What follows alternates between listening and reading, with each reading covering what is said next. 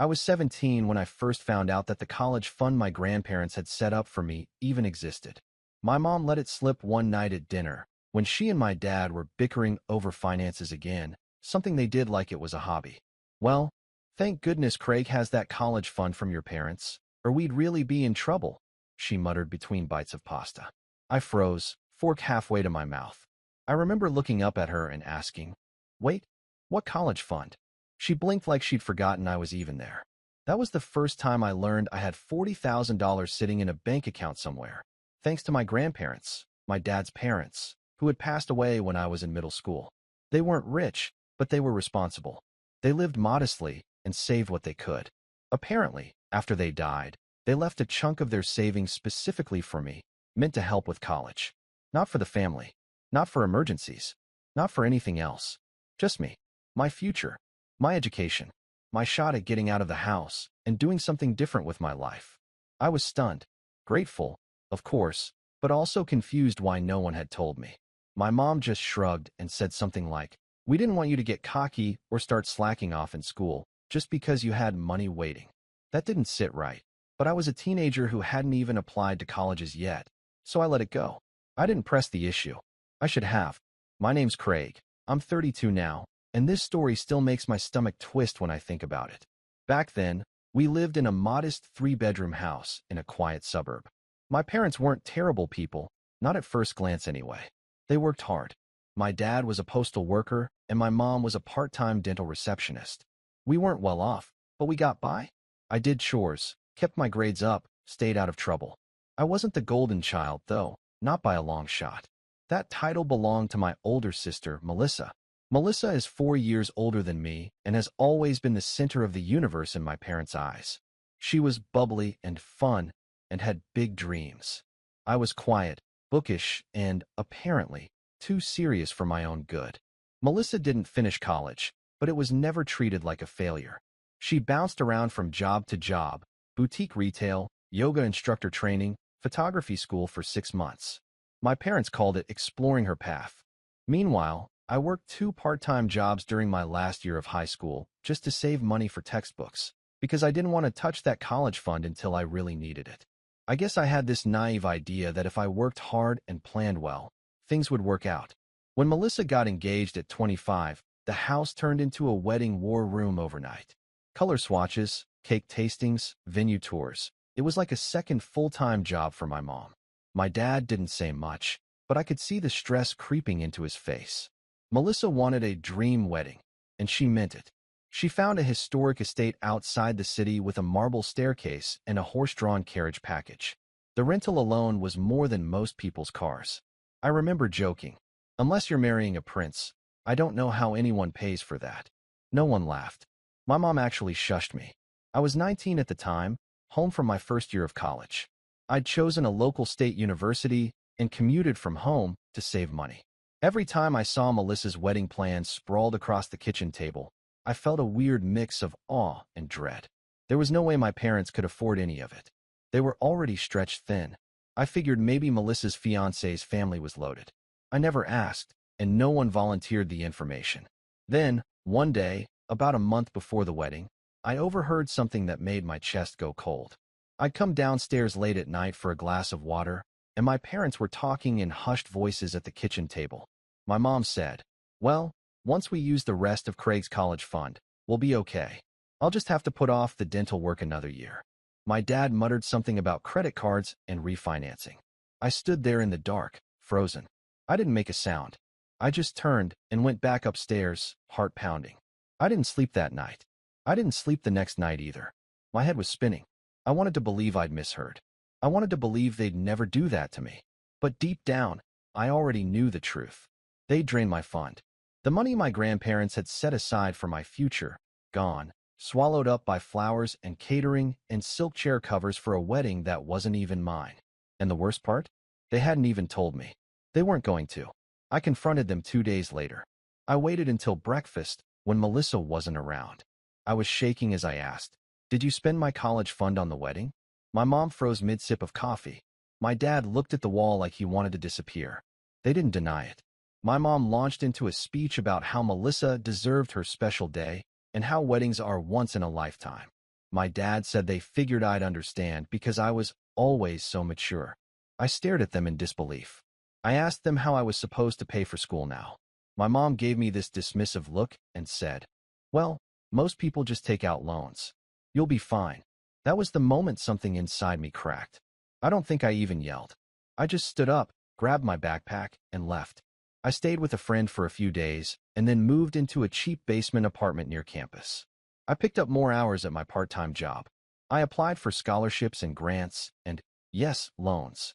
It took me 6 years to finish my degree because I had to go part-time some semesters, but I did it. Without them. Without a cent from that fund.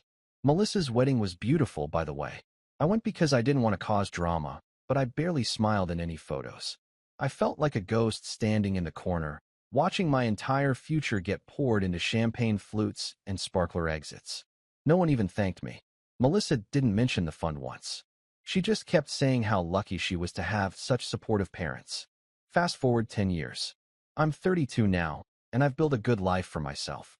I work in tech, project management at a solid mid-sized firm. I'm not a millionaire, but I'm stable. I own a small condo, drive a decent car, and my student loans are almost paid off. I haven't talked to Melissa in years. We grew apart, and honestly, I stopped trying. As for my parents, we stayed in occasional contact, birthdays, holidays, but it was never the same. Something broke back then and never got fixed. Then last month, I got a call out of the blue. It was my mom. Her voice sounded thinner than I remembered. She asked how I was doing, how work was going, if I was dating anyone. I waited for the ask. It came 5 minutes later. "Craig, your father and I are in a bit of a situation. We're in some debt. Credit cards, mostly. It's gotten out of hand. We were wondering if you might be able to help us. Just a little. Just until we get back on our feet." I asked her how much. She said, "About 32,000. I laughed. I couldn't help it. It wasn't even a cruel laugh. It was just disbelief. I asked her why I should help them after what they did to me. She started crying. Told me I was their son. Told me I was doing so well, and Melissa's had some hard years and can't contribute much. She said they were desperate. I told her to ask Melissa. Then I hung up. They haven't stopped calling since. I didn't block their number. Not right away. I told myself I was just leaving the door open in case they came to their senses and apologized, or at the very least, admitted what they did was wrong. But I should have known better. My parents have always had this selective memory. They can remember what brand of cake Melissa liked for her 10th birthday, but somehow forgot spending my entire college fund on her wedding. So the calls kept coming. At first, it was just my mom. Her voice would come through my phone like a ghost from a life I'd outgrown. Soft, guilt-laced, always starting with "Hey, honey," like nothing had happened. The first few messages were emotional. She'd talk about the debt, about how the interest was piling up, about how hard it was to sleep at night. "We're drowning, Craig," she said in one voicemail, "and it just doesn't feel fair that you won't even talk to us." Fair. That word echoed in my brain for days. Like it had been fair to spend 40 grand of my inheritance without even asking me. Like it had been fair to tell me to just get loans, while Melissa got a horse-drawn carriage and a live jazz band. I ignored the messages. I kept my head down at work. But something inside me started to boil. Old anger, the kind I thought I'd buried after years of therapy and distance, began to surface again. I wasn't even mad about the money anymore. Not really. I was mad that they still didn't see what they'd done. That they still felt entitled to ask me for help without ever owning up to how they'd let me down. Then the messages changed tone. My dad started calling too, which was unusual. He wasn't much of a talker when I was growing up, more the silent, newspaper and black coffee type. When he did speak, it was either an order or a sigh. But now he was leaving long voicemails, his voice tight and edged with frustration. "This isn't just about the money, Craig," he said in one. "This is about family. About loyalty. I don't know who put these ideas in your head, but you're not better than us." Not better than them. That one got under my skin. I never thought I was better than them. I just worked my butt off to build something they told me I'd have to fight for alone. And now that I had it, they wanted a cut. The kicker came 2 weeks later. It was a Sunday afternoon, and I was sitting in my condo eating reheated Chinese food when I got a text from an unknown number. Just one sentence. You could have said no without being a selfish prick. No name. No context. But I knew the voice behind it. Melissa. I hadn't spoken to her in over 5 years. She didn't show up to my graduation, didn't reach out when I moved into my condo or when I got promoted last year. But now, suddenly, here she was, jumping into the fray like I owed her something too. I stared at the message for a full minute before typing back. Funny coming from someone who spent my college fund on peonies and centerpieces. 3 dots appeared, then vanished, then reappeared. I could picture her typing furiously, backspacing, starting again. Finally, she replied, "It wasn't your money. Mom and Dad said it was for the family, and I'm the one who actually needed it." That broke something in me. I didn't even respond. I just sat there, feeling like I'd been punched in the chest. Not because of the words themselves, but because of how easily they came to her. How convinced she was that it was never mine to begin with.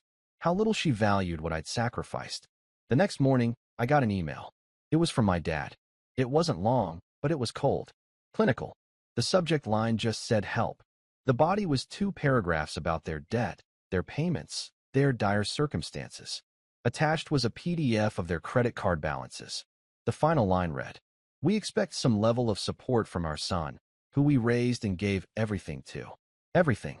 I stared at that word until my eyes blurred. Everything. They gave me everything. Except my college fund. Except a fair shot. Except the basic respect of treating me like my future mattered as much as Melissa's fantasy wedding. That week, I didn't answer any calls.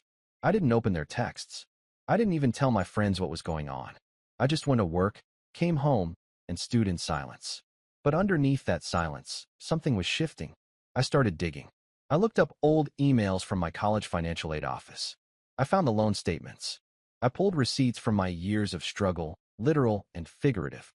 The extra shifts at the bookstore, the ramen dinners, the internships that paid in experience. I created a folder on my desktop and named it Debt That Isn't Mine. Then I went further. I requested my grandparents' will from the county archive. I didn't even know if I could get a copy, but turns out I could. Took about 2 weeks. When it came, I scanned it line by line, my pulse pounding like a drum. And there it was, in black and white. $40,000 to be held in trust for our grandson, Craig, last name, to be used solely for the purpose of his college education. Solely. Not for the family. Not to be borrowed. Not to be spent on Melissa's white silk napkins and shrimp tower. For my education. I sat back in my chair and stared at that sentence. I didn't know whether to laugh or cry. I felt vindicated and furious all at once. They'd lied to me. Not just about the money, but about its origin, its intent, its very meaning. And now they were begging me for help while still pretending they'd done nothing wrong. The next time they called, I picked up. It was a Wednesday night. My mom's voice came through the line, brittle and breathless. "Craig? Oh, thank God. I've been trying to." I cut her off. Calmly, firmly. "I got a copy of the will." Silence. She didn't ask what will. She knew. "I know it was meant for me," I said. "I know what you did." She didn't deny it. Instead, she sighed. This long, dramatic exhale like she was the victim. "Craig, we were just trying to hold the family together. Melissa was going through so much, and we thought we could pay it back later. But you didn't," I said. "And now you want me to." "It's been 10 years, she snapped. "You're successful now. Why are you still holding on to this?" I could have said 1,000 things. I could have listed every night I sat awake wondering how I'd afford next semester. Every job I took just to scrape by. Every loan statement I still check monthly. But I didn't. Instead, I said, "Because you never once said you were sorry." That quieted her. I could hear my dad's voice in the background. Muffled, sharp. Then he got on the line. "Craig, this isn't productive. You're acting like a child." I nearly laughed. I was a child. When you took the money. Now I'm an adult. One who doesn't owe you a cent. They both started talking at once. Guilt. Shame. The family name. Pride. I listened for a moment, then calmly said, "You should have thought about that before you stole from me," and hung up. I didn't feel good. I didn't feel powerful. I just felt empty. But it didn't stop there. Because about a week later, I found out that my parents had told other relatives that I was abandoning them, that I'd gone cold and forgotten where I came from. I found out from my cousin Ella, who texted me asking why Aunt Linda had mentioned I refused to help my dying parents. Dying. They weren't dying. Struggling, sure, but that was on them. Still, the rumor mill had started. And Melissa? She was fueling it. Posting vague messages on Facebook about some people forgetting who loved them first and selfish siblings who throw away family like garbage. Screenshots of those posts started making their way to me. People I hadn't spoken to in years were suddenly reaching out, most with concern, some with judgment. That was when I realized they weren't going to stop. Not just the calls, not just the messages, but the campaign, the manipulation, the pressure. They weren't just drowning in debt. They were dragging me under with them. And I had a decision to make. Because I could keep ignoring them, or I could start taking steps. Steps they wouldn't see coming. Steps that would finally force them to understand the weight of what they'd done. That's when the real plan started forming in my head. I didn't sleep the night I found out they'd told the extended family I was abandoning them. I stared at the ceiling of my bedroom, my condo, the one I bought with my own hands, my own money, my own credit history, and felt something deep inside me fracture. This wasn't just about money anymore. This wasn't just about the college fund or the calls or the guilt trips. It was about identity, about betrayal, about the kind of quiet, psychological war that leaves invisible scars long before you even realize you've been bleeding. That week, I stopped responding to everyone. My phone stayed on silent. Social media, what little I still used, was dormant. I canceled lunch plans. I skipped the gym. I couldn't concentrate at work. Every time I opened an email or sat down for a meeting, I'd see their faces flash across my mind. Melissa's smug, dismissive texts. My dad's cold PDF. My mom's crying voicemails. I felt like I was back in that house at 19 again. The invisible son who never got the cake or the praise or the courtesy of fairness. I started drinking again. Not heavily, not spiraling, but enough that the late nights felt hazy and the mornings felt dry. I told myself it was just stress, just a phase, but I knew better. The part of me that had worked so hard to build this life, to escape the guilt, the favoritism, the manipulation, felt suddenly small and hollow. Like maybe all I'd built was just a thin shield, and now that they were pressing on it, the cracks were starting to show. The lowest point came on a Friday night, maybe 3 weeks after the last call. I was in the parking garage of my condo, sitting in my car with the engine off. It had been a long week. I'd snapped at a coworker that morning, flaked on dinner plans with a friend, and missed a call from my boss because I just couldn't bear to talk to another person. In that garage, in the dark, with nothing but the hum of distant traffic above me, I started crying. Not loud, not theatrical, just quiet, bitter tears. The kind you don't even realize are coming until they're already on your face. I remember gripping the steering wheel and whispering, "Why wasn't I ever enough?" That question haunted me for years. Through school, through work, through every holiday where Melissa got the best seat at the table and I got asked to be the photographer. Through every time I achieved something, an A-plus paper, a new job, even my first bonus, and heard nothing but a lukewarm good for you over the phone. It was always Melissa who sparkled, who struggled, who deserved saving. And me? I was just fine, always expected to be okay. But something changed in that parking garage. I didn't have some grand epiphany. No cinematic swell of music. Just a quiet, tired realization that if I didn't pull myself out of this, if I let them win, even now, I'd be proving them right. I'd be the bitter, selfish, broken version of me they wanted to paint to the rest of the family. And I was so tired of letting their narrative define my worth. So I started rebuilding. Quietly. Intentionally. The first thing I did was open a blank document on my laptop and title it Truth File. I started writing. Not a story, not a plan, just the truth. Every moment I remembered. Every slight. Every cold word. Every time I was dismissed, overlooked, lied to, used. It wasn't about revenge, it was about remembering. Because trauma, I realized, has a funny way of making you question your memory. I wanted something I could hold up to myself and say, yes, this happened. You are not crazy. Next, I reconnected with the people who actually cared. My best friend, Matteo, had been trying to reach me for weeks. I finally called him back and told him everything. He listened, didn't judge, didn't interrupt. When I was done, he just said, "That's messed up, man. But you're not alone." It meant more than I expected. He invited me over for dinner with his wife and kids that weekend. We ate lasagna, watched old movies, laughed. I sat on the couch with his toddler asleep on my chest and felt something loosen in me. A knot I didn't even know was there. I didn't have to prove anything in that room. I didn't have to justify why I didn't want to bail out my parents. I was just Craig. A guy who'd been hurt, but who was still standing.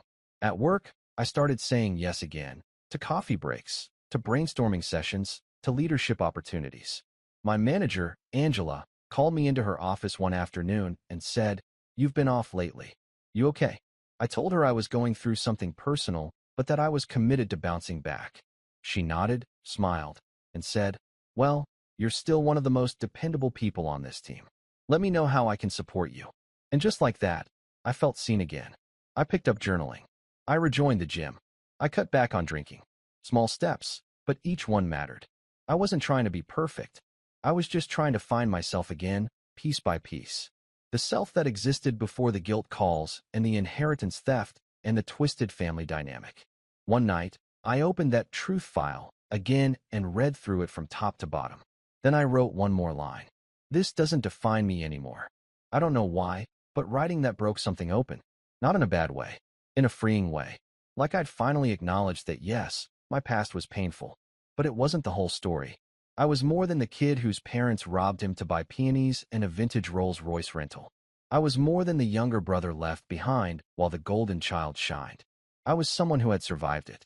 And now I was becoming someone stronger. The calls from my parents started to slow. I think, maybe, they realized I wasn't going to bend. Or maybe they were just too busy trying to juggle their creditors. Either way, the silence was a gift. But Melissa? She didn't go quietly. A month after my breakdown, she posted a picture of her and our parents on Facebook. It was an old photo, probably from her wedding. The caption read, "No matter what, we always stick together." Some people forget where they come from, but not us. It got over 100 likes. A few mutual family friends commented with things like, "Stay strong," and "Family first always." One even wrote, "Some people are too full of themselves to remember who fed them." That one stung. I knew it was about me.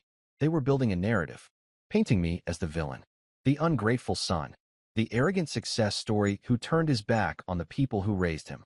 And it worked, because I got a text from my Aunt Teresa the next day asking if I was okay and saying she was disappointed to hear I'd abandoned my family. I wanted to scream, but instead, I just replied, "There's more to the story than you've been told." And that was true, because the real story wasn't just about the money. It was about the years of emotional labor, the unequal love, the unspoken expectations that I would always be the fallback plan while Melissa got the safety nets and second chances. But I wasn't a backup plan. Not anymore. That realization, that deep, unshakable belief that I no longer owed them anything, was the first real step toward healing, toward taking my power back. And once I had that, I started thinking about the future, about what comes next. Because the past, it may have shaped me, but it didn't own me. And soon, I'd make sure they understood that, in a way they'd never forget. But I wasn't going to yell. I wasn't going to fight. I was going to be calm, methodical, controlled. Because the best revenge? It's not loud. It's earned. The morning I decided to act wasn't dramatic. It wasn't stormy or symbolic or soaked in adrenaline.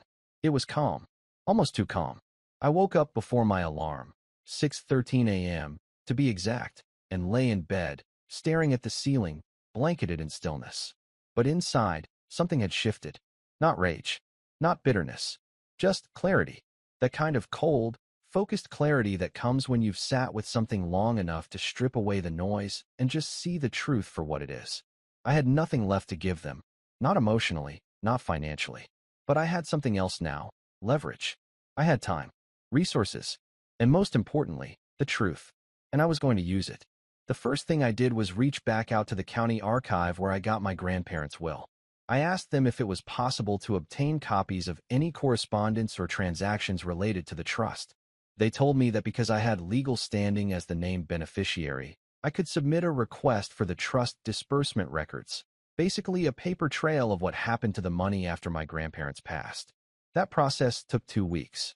2 slow, irritating weeks where I busied myself with work and projects and a very real effort to avoid overthinking. I reminded myself this wasn't about revenge for revenge's sake. This was about accountability, about no longer playing the part of the quiet one in the family drama. When the envelope finally arrived, I opened it in my kitchen, standing barefoot on the cold tile floor, coffee forgotten beside me. Inside were 3 things. A notarized release form signed by my parents, authorizing the use of the $40,000 trust. A bank transfer record, dated roughly 8 months before Melissa's wedding. A brief handwritten letter from the estate attorney, confirming that the fund had been released in full for educational purposes, per the trustee's discretion, based solely on the signed statement from my parents that it would be used for my college tuition. Educational purposes. Except it wasn't. And they had signed that letter, both of them. I stared at their signatures for a long time. Not because I doubted it, but because it felt like looking at a crime scene. The neat, flowing loops of my mother's cursive. The rigid, slanted scrawl of my father's blocky letters. They hadn't just spent the money. They'd lied. On paper. To a lawyer. About a fund my grandparents created specifically for me. It was more than betrayal now. It was fraud. I placed the papers in a folder and filed it away in my desk drawer, beneath old tax returns and passport copies. I wasn't ready to use them yet, but I knew I would. The next step came naturally. I reached out to my cousin Ella, the only person in the family who had dared ask me directly what was going on after the rumors started flying. We met for coffee at a quiet little spot downtown. I hadn't seen her in person in a few years, but she greeted me with a tight hug and that same raised eyebrow she used to flash when our aunt started gossiping. "Okay," she said, sitting down across from me. "Tell me everything." So I did. I walked her through the timeline. The fund, the wedding, the silent years, the debt, the calls, the manipulation. Her eyes widened when I mentioned the will. Her jaw actually dropped when I showed her the scanned copy of the letter with my parents' signatures. "Craig, this is serious," she whispered. "I know. Like, legally serious. They committed fraud." I nodded. "And they're trying to paint me as the bad guy." She leaned back, folding her arms. "So what are you going to do?" I didn't answer right away. Instead, I asked her something I'd been wondering for weeks. Who else believes their version of the story? Ella hesitated.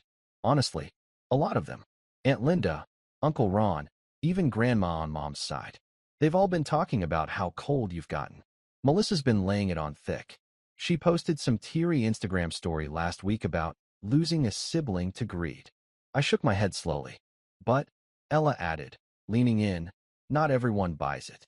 And if they saw what you just showed me, the whole narrative falls apart." That was what I needed to hear. Because my revenge, I realized, wasn't going to be about screaming at my parents or exposing them online or dragging them through court. Though, if it came to that, I had the paperwork ready. No, my revenge was going to be slow. Precise. I wasn't going to destroy them. I was going to dismantle the pedestal they built for themselves. One polite, undeniable truth at a time. And the first domino? The family. That weekend, I organized a catch-up dinner with a few cousins and old family friends. Nothing too suspicious. Just a small gathering at a casual Italian place downtown. I told them I was in a better place mentally and wanted to reconnect. They came, 6 of them. All people who had heard something about me cutting off my parents, but none of them had heard my side. Until that night. I brought the folder. I brought the timeline. I brought my voice. The same quiet voice they'd always called mature, but rarely listened to. And I laid it all out. I didn't cry. I didn't accuse. I just told the truth. By the end of the meal, 2 cousins were visibly shaken. One offered to write a letter of support, just in case I ever needed it legally. Another hugged me so hard I nearly lost my breath and whispered, "I'm so sorry." I had no idea. Word spread fast after that. I didn't ask for it to, but it did. The same way rumors had spread against me, now the truth spread for me. It was like a ripple, one cousin to another, one message thread to the next. People started reaching out, not with judgment, but with apology, with questions, with sympathy. I received a message from my Aunt Sharon, someone who hadn't spoken to me in years, saying she wanted to talk. She said she'd seen the documents, that she believed me. I didn't reply. Not yet, because I wasn't done. Next, I met with a lawyer, a real estate and inheritance attorney, recommended by a friend. I brought everything. The will, the letter, the bank transfer, the messages. I told him I wasn't interested in suing yet, but I wanted to know my options. He was blunt. "Technically, this is trust fraud.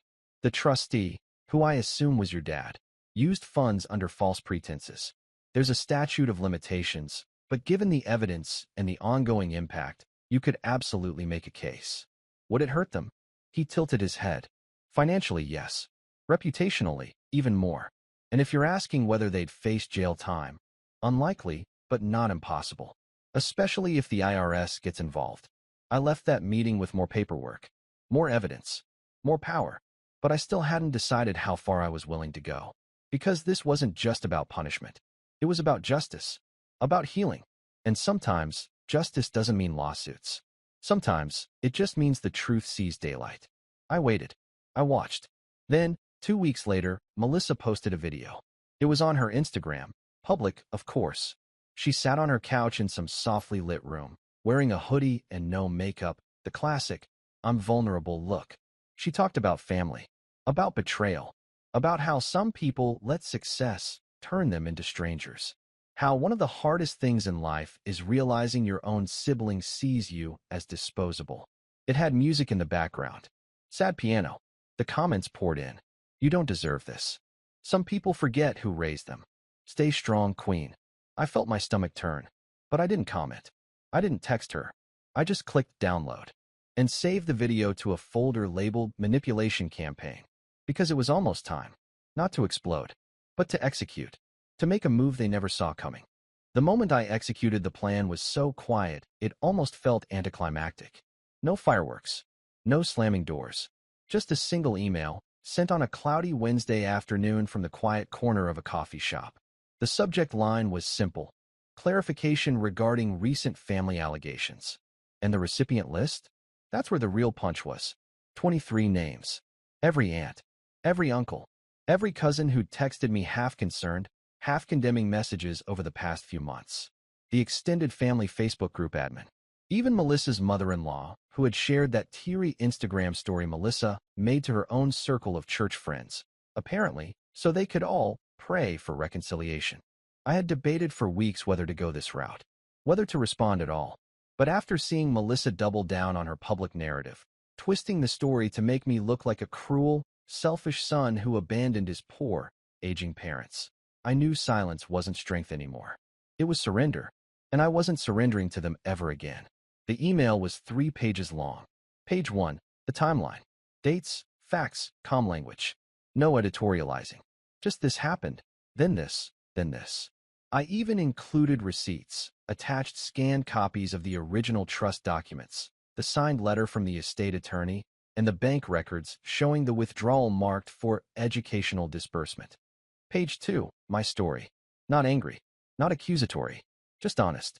I explained what the money meant to me, how I'd found out it was gone, what I went through to finish school on my own. I talked about the ramen, the late nights, the rejected financial aid appeals. I didn't paint myself as a victim. I painted myself as someone who survived despite their choices. Page 3, the manipulation. I included screenshots of Melissa's vague posting social media campaigns. Her text calling me a selfish prick. The voicemail my dad left calling me a disgrace to the family. I even included a quote from my mother's voice message about how it's been 10 years and you should be over it by now. I ended the email with this paragraph. I'm not sending this to shame anyone. I'm sending it because the version of the story being circulated is not only false, it's dangerous. I've spent years being silent, assuming the truth would speak for itself. But it didn't. And now, I'm speaking for myself. If you choose to believe their version, that's your right. But you'll be doing it in full knowledge of the truth, not the fairy tale. Then I hit send. I stared at the message sent confirmation for a long time. My hands were steady. My heart wasn't racing. I felt centered. Like I had just finally pushed the last brick back into place after a long, crumbling collapse. I didn't hear anything for a day. Then the replies started. Some were immediate. One from my Aunt Lila, Craig. I had no idea. I'm so sorry. Another from my cousin Nathan. This changes everything. I feel awful for ever doubting you. A third, more biting. I always knew something was off about how Melissa talked about it. Thank you for being brave enough to show the truth. And then, 2 days later, I got the call. It was from my dad. I didn't answer. He left a voicemail, voice tight and furious. You had no right to air family business like that. We were trying to protect Melissa, and you humiliated us. I saved the message. Didn't respond. 10 minutes later, another call. This time my mom. Craig, please, she said through a tear-choked whisper. You don't know what you've done. People are calling us, judging us. Your father can't sleep. Melissa hasn't left the house. Is that what you wanted? I didn't answer that one either. Because the truth is, It wasn't what I wanted. It was what they earned. Still, I wasn't done. I reached back out to the estate attorney, the one who had handled my grandparents' will. I explained the situation, asked what options were on the table, given the forged intent and false use of the funds. I made it clear I wasn't interested in criminal charges, but I wanted a legal acknowledgement on record that the trust had been violated. He took it seriously. Turns out, even if the money was long gone, the paper trail was fresh enough. And because the trust was designated solely for educational use under a formal agreement, the misuse, especially when proven through false statements, qualified as breach of fiduciary duty. That's when I made my move. I had the lawyer draft a formal letter, one that included the documentation, the will, and the bank statements. It was addressed directly to my parents, certified and signed, and it said, in careful, lawyerly language, that I now had full legal evidence of misappropriation of trust assets and that I reserved the right to pursue civil penalties or restitution in court. I didn't threaten to sue them. I didn't need to. The implication was enough. They went silent for 2 weeks. I found out later, through Ella, that they'd canceled a vacation they'd been planning and had started quietly talking to a financial advisor about selling their SUV. Melissa, apparently, unplugged from social media and had a full-on breakdown when she realized how many people had turned on her. But what really stunned me was the letter I received in the mail from my dad. Handwritten. 3 pages. It wasn't an apology, not really, but it danced around the edges of one. He talked about doing what they thought was right at the time, about how hard it had been to say no to Melissa's dreams, about how he and my mom never thought it would come back like this. He said they were ashamed of how they handled things, that they didn't realize how deep the damage went. The final paragraph? We never saw you hurting. We saw you as the strong one. Maybe that was our mistake. Maybe that's why we leaned on you. But I see now that strength doesn't mean someone isn't breaking underneath. I don't expect forgiveness, just understanding. I didn't cry. I didn't even get angry. I just folded the letter neatly and placed it in the folder with everything else. Then I closed the folder for the last time. Melissa hasn't reached out since. Not a text. Not a comment. Nothing. I hear she's keeping her head down. Maybe even going to therapy. That part doesn't matter to me anymore. What matters is this. The story is mine again, not theirs. I'm no longer the quiet one. I'm no longer the backup plan. I'm no longer the emergency fund in human form. I'm just Craig, 32, debt-free, free in more ways than I've ever been. And for the first time in my life, when I think about my future, there's no bitterness in it. No weight dragging me backward. Just possibility. Just peace. And that's the real inheritance I gave myself.